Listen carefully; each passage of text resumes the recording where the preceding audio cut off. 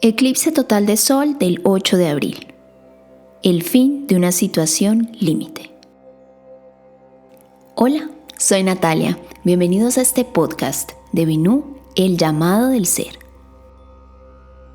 Este eclipse total de Sol a los 19 grados, 24 minutos de Aries es el más potente del año. Un eclipse revela la sombra de una de las dos luminarias, en este caso el signo donde está el Sol. Aries como arquetipo es la energía vital, el avance, lo penetrante.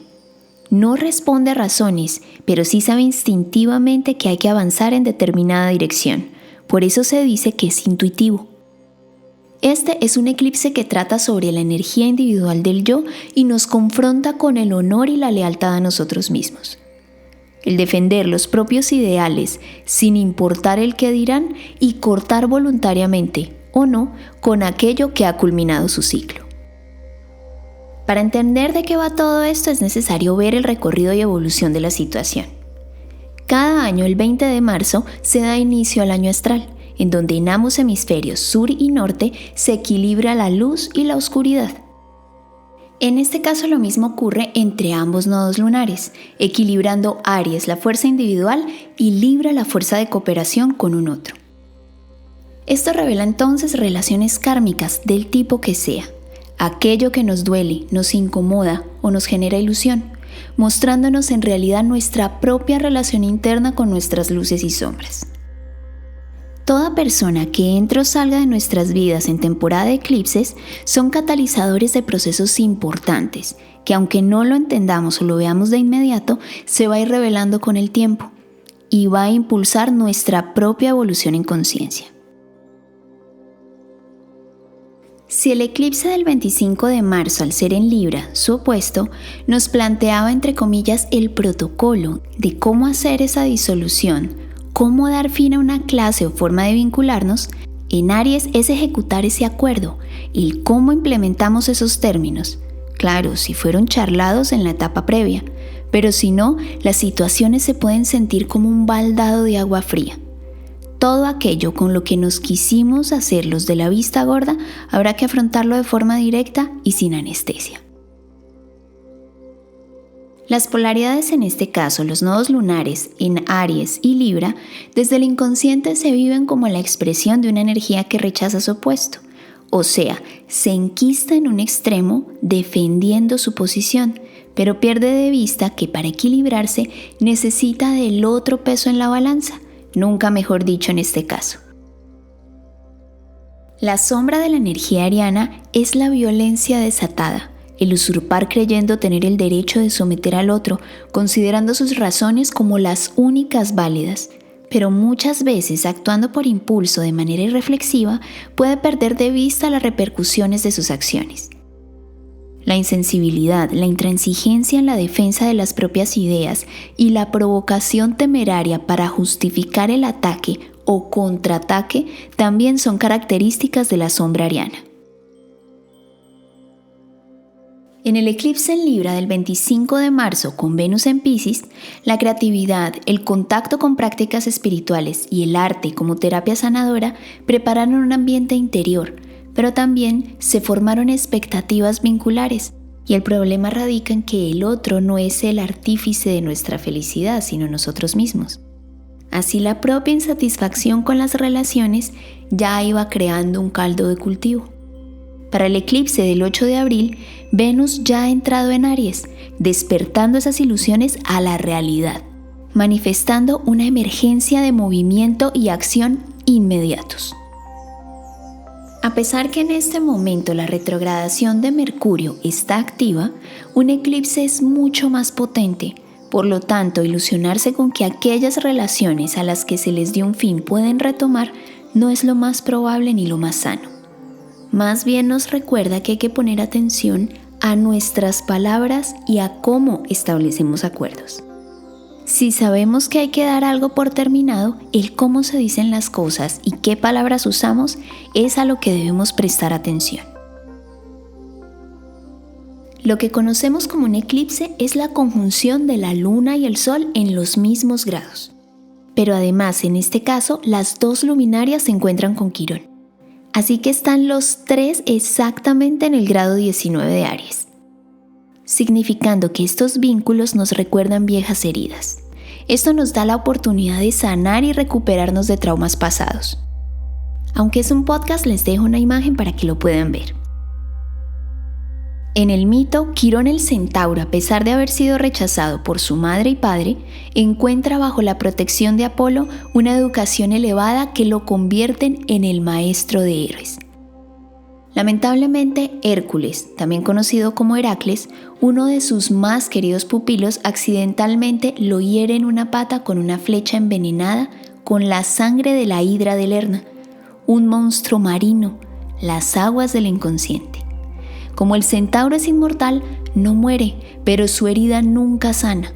Buscando una cura, se convierte en un médico excepcional de los males del cuerpo y del alma. Un maestro que tiende la mano a otros.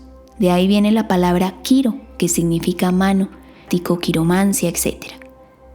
Quirón sana a muchos, pero no logra sanarse a sí mismo. Retomando este mito, esta conjunción triple nos recuerda las propias heridas y aquellas que hemos infringido a otros, consciente o inconscientemente. Y a pesar de los traumas o profundos dolores existentes a nivel emocional, mental o físico, nos convertimos en una fuente de sabiduría, de conocimiento que brinda herramientas para ayudar a los demás. Un eclipse en Aries es un proceso de limpieza interna, de purificación y claridad. ¿Quién soy desde mi verdad? ¿Me he relacionado desde esa verdad o desde el deber ser que me ha sido impuesto socialmente? La herramienta interna con la que todos contamos es el conocimiento acumulado de nuestras experiencias anteriores que se convierten en sabiduría. Eso es Quirón. Preguntémonos, ¿somos realmente felices con los mandatos sociales, familiares y culturales? Tomar la decisión de trascender estos patrones requiere de valentía, de la energía ariana, y como su regente Marte está conjunto a Saturno, ese cambio viene con grandes consecuencias. Como la frase del tío Ben en Spider-Man, un gran poder conlleva una gran responsabilidad. En este caso es exactamente lo mismo. En el deseo de encontrar libertad y hacer cambios en todo aquello percibido como incómodo, doloroso u opresor, nos puede llevar a una sobrereacción o a convertirnos en aquello contra lo que creíamos estar luchando. El regente de Aries, Marte, está en Piscis y Quirón, el sanador, en Aries. El guerrero entonces no actúa de forma directa, irruptiva o violenta, sino que apela a las armas más sutiles y no por eso menos efectivas. Pero también es una magnífica oportunidad para perdonarnos, que es en últimas la renuncia hacia el ataque. Por otro lado, Marte y Saturno conjuntos en Piscis será el aspecto más retador, porque son las aguas violentas. En astrología predictiva se diría que no es conveniente tomar cruceros o realizar deportes acuáticos de riesgo. Este aspecto también está relacionado con las migraciones, las crisis humanitarias y los refugiados. A los 2 días del eclipse, Marte y Saturno hacen una conjunción exacta a los 14 grados. Inicia así un ciclo de 2 años, lo que tarda Marte en dar la vuelta completa a la elíptica. Esto hace que las dificultades que de pronto antes no eran tan fáciles de entender se clarifiquen y comprendamos sus implicaciones a largo plazo. Los planetas en Piscis nos conectan con el deseo de experimentar otras realidades, quizá idealizadas, pero también con el deseo de evasión.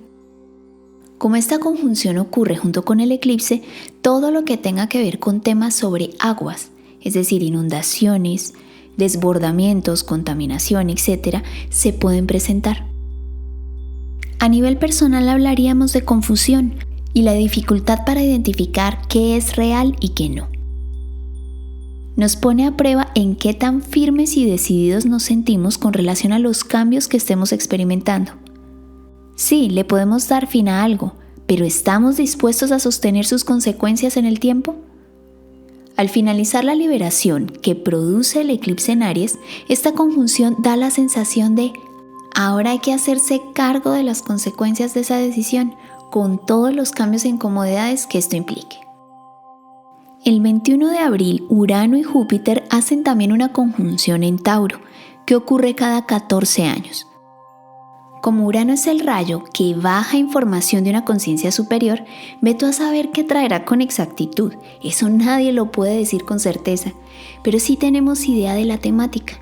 El deseo por el confort taurino se ve interrumpido por la energía uraniana con ideas dramáticamente distintas que sacan de la rutina segura y conocida de este signo. La forma en que sabemos cómo actúa una dinámica planetaria es remontándonos al pasado. El astrólogo Weitz lo sintetiza muy bien y por eso lo traigo a referencia. Dentro de estos eventos encontramos el estallido de la Revolución Francesa en 1789, el inicio de la Segunda Guerra Mundial, el aterrizaje de Apolo en la Luna en 1969. Todos momentos que inestabilizaron y cambiaron su tiempo para crear una nueva realidad. Con esta conjunción también se dan despertares sociales, económicos y políticos. Son cambios que pueden parecer pequeños o irrelevantes en su momento, pero que con el paso de los años significan cambios trascendentales. Por ejemplo, bajo esta conjunción, Charles Darwin publicó la teoría de la evolución de las especies. Estos cambios no solo desataron una revolución científica, sino que hasta hoy en día nos cuestionan a nivel ontológico y filosófico sobre nuestro origen y cómo nos conectamos con otros.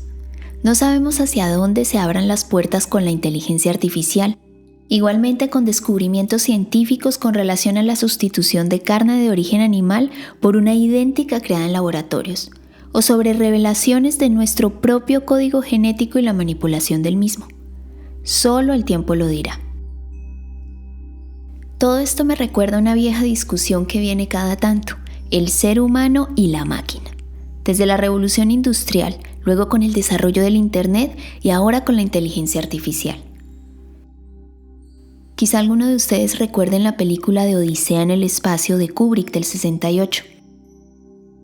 Esta conjunción es como la aparición de aquel monolito, el protagonista tácito del film. Cada vez que se presentaba, impulsaba una revolución, lo que propiciaba un despertar en la mente humana, manifestándose en el desarrollo de nuevas herramientas. Pero es el ser humano quien en últimas le otorga o no el componente evolutivo a su ser, determinado por lo que haga con dichas herramientas. Les recomiendo si pueden verla, porque ahí también nos plantea otra cosa. Quizá nos deshumanizamos y las máquinas adquieren emociones más complejas. De hecho, nuestras creaciones están hechas a imagen y semejanza nuestra. Y lanzo otra pregunta. ¿Cómo nos convertimos en seres más universales? Seres que nos encontramos en nuestras semejanzas para dejar de concentrarnos en nuestras diferencias, lo que crea división y sectarismos. Me encantaría leer cuáles son sus percepciones al respecto. ¿Creen que el desarrollo tecnológico va de la mano al crecimiento como humanidad? ¿O que en lugar de ello, mientras más avanza la tecnología, la humanidad involuciona en otros aspectos? Hay muchas teorías y formas de imaginar el mundo, pero en el fondo cada uno de nosotros somos los que alimentamos esa mente colectiva. Por eso los animo a que conversemos. Los leo. Les deseo a todos mucha paz, mucha serenidad y amor en todo este proceso de cambios y les agradezco mucho que hagan parte de esta comunidad. Se les quiere.